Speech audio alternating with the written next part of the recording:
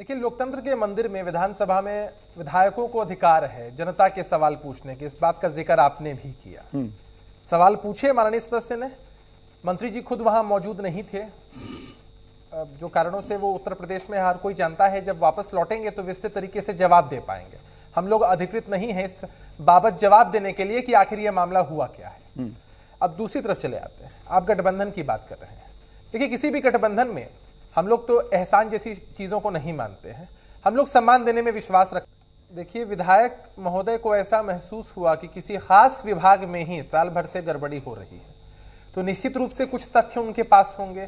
विधानसभा अध्यक्ष महोदय के सामने उन्होंने तथ्य पेश किए होंगे। आप लोगों के सामने कुछ फैक्ट्स फिगर्स सामने होंगे जिनके आधार पर जांच को आगे बढ़ाया जा सके।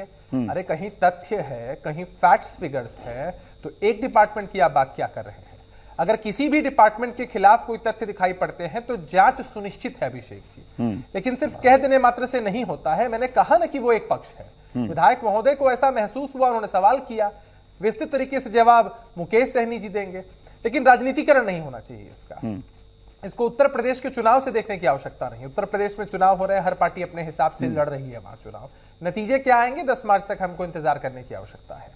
गठबंधन की बात हम लोग करेंगे तो गठबंधन में सम्मान देने की बात होती है, एहसान की बात नहीं होती है। हर पार्टी की, हर नेता की अपनी ताकत होती है, जनता में एक्सेप्टेबिलिटी होती है। ये कड़वाहट सीधे तौर पर प्रतीत नहीं हो रही है।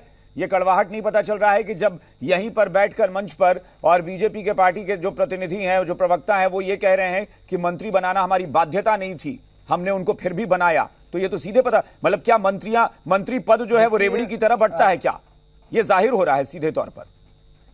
अभिषेक जी, गठबंधन के अंदर जब दलों के बीच बातें होती हैं, वरिष्ठ नेता बैठते हैं, बहुत गंभीर बातें होती हैं। हम जैसे कार्यकर्ताओं को भी कई बार जानकारी नहीं होती है कि बंद कमरे के अंदर क्या बातचीत हुई है, किस आधार पर क्या चीजें होने वाली है। तो इस पर कोई प्रतिक्रिया देना मेरे हिसाब से, मेरे लिए मैच्योरिटी है कि मैं जवाब नहीं दे सकता हूं इसका कि भाई किस तरह से चीजें हुई थी या नहीं हुई थी। मुकेश सहनी जी कद्दावर नेता है, एनडीए के मजबूत नेता है, मजबूत साथी है, उनकी एक्सेप्टेबिलिटी है, उसके हिसाब से गठबंधन के शीर्ष नेताओं ने मिल बैठकर निर्णय लिया है। तो इस पर मैं कोई टीका टिप्पणी नहीं करना चाहता हूं।